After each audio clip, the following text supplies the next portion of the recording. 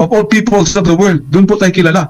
Pag ang kinukuha ayon sa atin, we have a strong history na tayo ay lumalaban in defense of the country since World War II.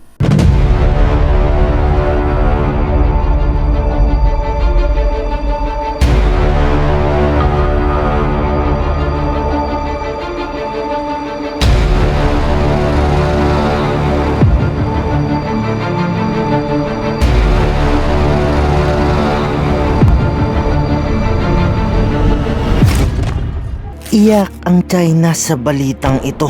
Napilitan na kasi silang umatras, pinauwi pa ang kanilang mga barko.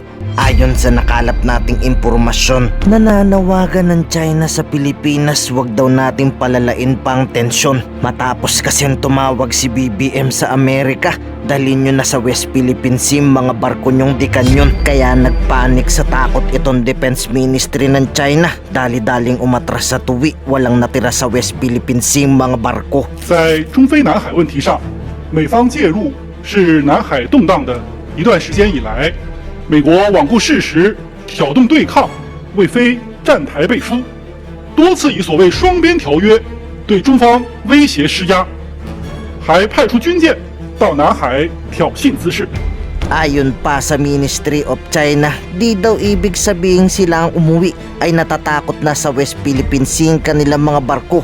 Pilipinas daw kasi ang totoong nagpo-provoke sa South China, pero bakit umalis nung si BBM nagpadala ng barko?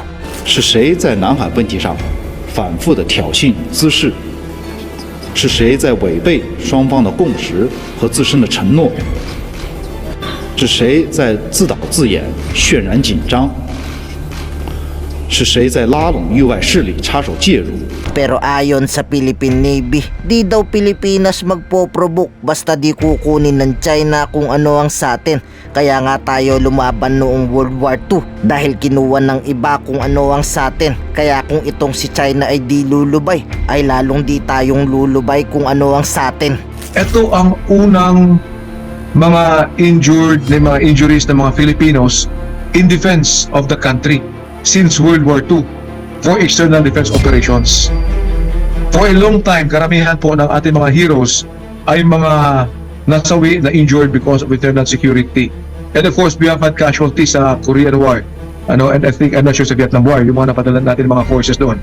But ito, since World War II, itong apat ang pinakauna for a long time. We take that as the fire that will further strengthen our resolve na lalong hindi tayo lulubay. Kung hindi sila lulubay, mas lalo po tayo hindi lulubay sapagkat tayo po ay nasa tama. Tandaan natin din, wala tayong inangkin na hindi sa atin.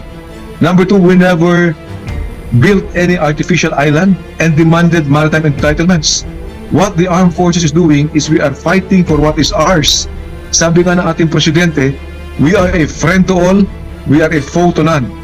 The Filipino is among the most hospitable, if not the most hospitable people of all peoples of the world. Doon po tayo kilala. And pag ang kinukuha ayon sa atin, we have a strong history na tayo ay lumalaban. We welcome the challenge. Hindi sila lulubay, mas lalo po tayo hindi lulubay sapagkat atin ito.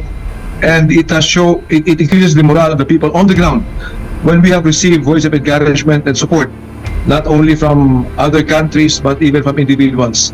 But most importantly, alam ng ating mga tao sa Western Command, sa Naval Forces West, all the sailors, all the Marines, kasama na rin doon yung mga Army and Air Force portions sa Western Command, that they are convinced of the legality of what they are fighting for.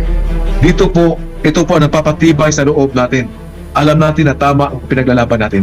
Ngayon ikaw, bilang Pilipino, ano ang masasabi mo at reaksyon sa balitang ito?